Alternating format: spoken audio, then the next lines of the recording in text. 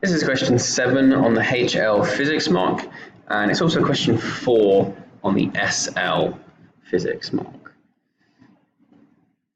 So this question is about simple harmonic motion. It's topic 4, and it starts off showing us a longitudinal wave traveling through some medium from left to right.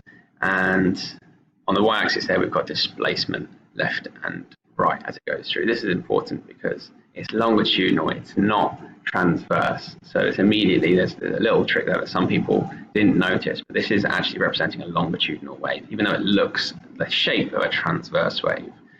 Fortunately, most of the physics and the maths is the same. It's just going to catch you out on one question later on. So the first part of the question is to show how that the oscillations are not damped. And if they were damped, then the amplitude would be decreasing each time, and eventually the displacement would become 0 after a long enough time. But we can see that the amplitude is constant. The displacement there to the left and the right don't change, so it's not damped. So we just need to write the amplitude as constant. Second part is a very tricky bit of maths, and this should only apply to the HL students because we have to go to topic 9 to find the maths for this. So this mark will be discounted in the SL paper. And the question is to calculate the magnitude of its maximum acceleration, which is really tough. We know the time period, and then once with that, we have to go to the AHL, the topic 9 topic section of our formula booklet to find the solution, or to find the formulas for the solution. There are a number of ways to do it, and actually there is an easy way to work out the acceleration and the velocity just by using graphical methods on the graph, but these ones show us some formula methods. So 2 pi over t is our omega, and that's in our formula booklet, and the formula for acceleration, maximum acceleration, is minus omega squared multiplied by x, and that's x max, the maximum displacement. So all of these notations here of with a subscript of 0 means a maximum, so that's a maximum displacement there. And if we sub all our numbers in, we know the time period, and we know the maximum displacement there is 2 times 10 to the minus 2. We get ourselves an answer of 19.7 meters per second squared. So that's the maximum acceleration.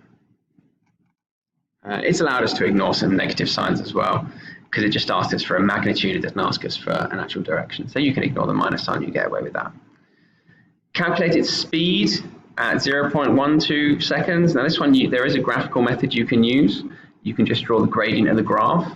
But again, we've got 2 formulaic methods. So there you go, you can draw the tangent on the graph, measure the slope of the tangent, and any answer between 0.33 and 0.68 is fine. So if we go to the graph, we're looking to draw a tangent. I'll draw a tangent in green, and I'll see if I can get it about right. That's a circle. So we're looking for a tangent to the graph right about there. And if you work out the gradient of this by looking at the change in x and the change in y, you'll be able to get yourself the speed relatively easily. But if you weren't using the formula booklet, you know, there's a formula for speed in here. There's several formulas for speed in here, and they all apply perfectly, all apply quite well. So you can use this one where, again, this is your omega function here. Circle. This is your omega. X0 is the maximum displacement, and x is the displacement. This is at minus 1.62, or minus 1.62 there, which we can read off of our graph. This is the blue line I've drawn for us here. That's minus 1.65, I guess, but there's a pretty good range there allowed inside the mark scheme, 1.6 to 1.7. So anywhere from 0.33 to 0.38 will get you the mark for that. This is the second formula. You can use either. You've got enough data. You've got the right data to use both. Again, you get the same answer. So whichever one you've used is absolutely fine. If you just get 0.37 meters per second, then you'll pick up both marks, no matter which formula you used. So this mark will apply to the SL paper because you can just draw a tangent on the graph. It's really easy. State the direction of motion. So a lot of people tripped up on this. You can see that the point here is actually displaced to the left, but my red arrow shows us that a little time in the future, as time moves forward, it goes gradually towards the middle and then gradually towards the right, which means it's moving to the right-hand side.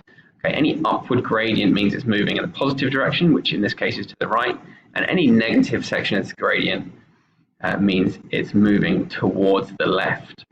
So even though it's displaced to the left at the moment, it is in fact moving towards the right.